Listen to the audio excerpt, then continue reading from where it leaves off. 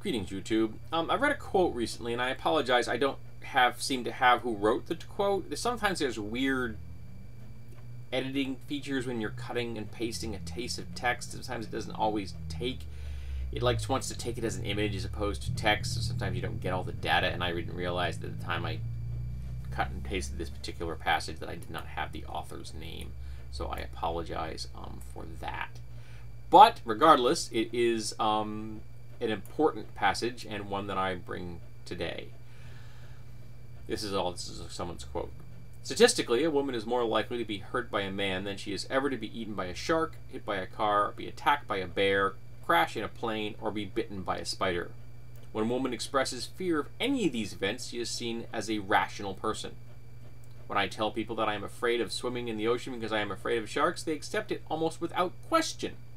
But I tell people that I am afraid of men, that men scare me more than sharks and spiders and freak plane accidents all combined, I immediately lose their respect. I am considered elitist. I am considered subhuman. And I read this, and my first thought is, why is that?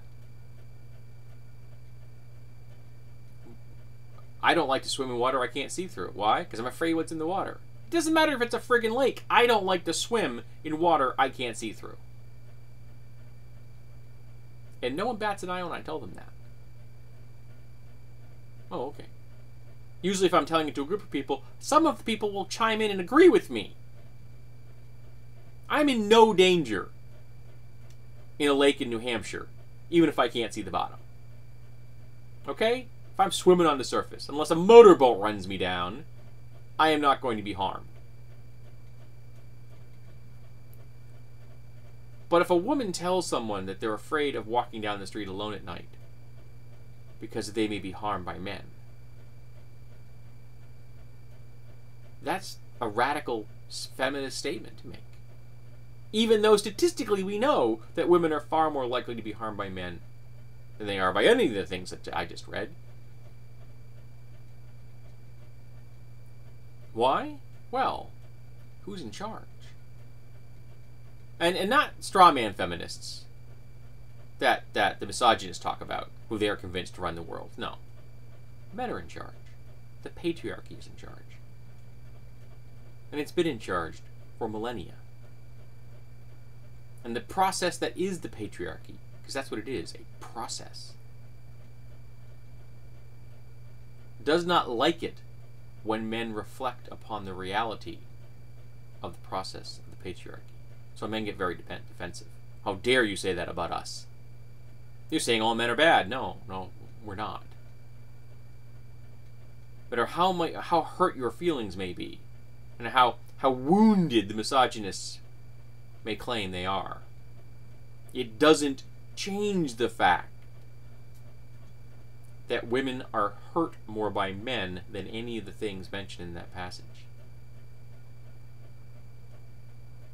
No matter how hard the patriarchy may want you to be blind to that fact, and how desperate the misogynists may be to paint women and feminists as the cause of all the world's ills, it doesn't change the statistical reality that men are a danger to women.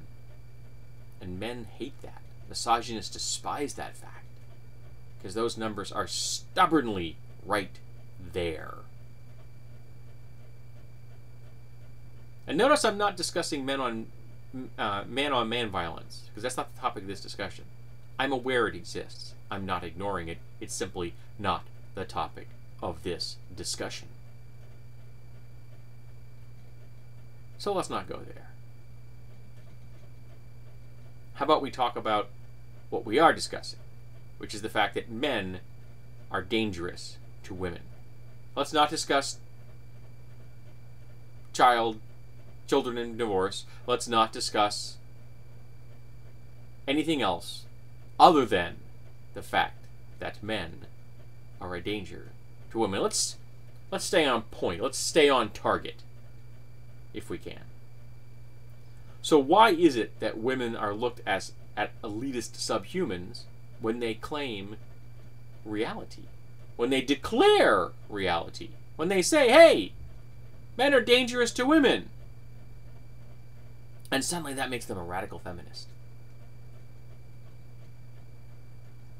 It's like Stephen Colbert's comment that that reality has a known liberal bias. There are those who don't like reality, and so they will blame reality rather than face the fact that their worldview is what is the problem. And the patriarchy is the problem. And the institutions and the processes that it supports is the problem. The rape culture. The denial of our feelings. The inability for men to express themselves in healthy ways. Because that is seen as a feminine trait. And let's not discuss suicide rates among men. I talked about that on Monday. Go back over there and discuss it. But right here and right now, let's discuss the fact that women are in danger from men. And just making that public declaration of reality marks someone as a radical feminist. I guess I'm a radical feminist because I dared to claim reality. I dared to say, yep, it's right there. Men are dangerous to women. And just making that statement makes me a radical feminist. In that case, the water's wet. The sky's blue. Does that make me a radical climatologist? Because I declared reality? Because I pointed it out? So tell me, why is it that people don't want to face this? Why is it that misogynists are so terrified to admit how things actually work?